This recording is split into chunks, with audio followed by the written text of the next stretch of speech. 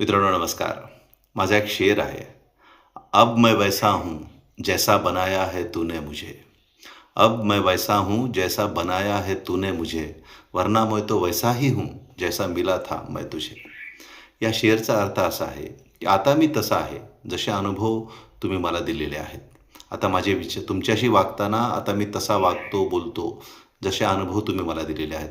नाहीतर मी तसाच आहे अंतर्मनातनं, माझ्या आत्म्यापासनं, माझ्या विचारातनं, माझ्या स्वभावातनं, जसा मी तुम्हाला भेटलो होतो. मी मूळ आजही स्वतः तसाच आहे.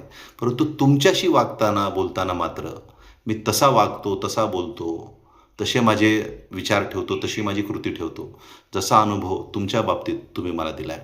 मी बदललेलो नाही. मी आजही स्वतः तसाच आहे.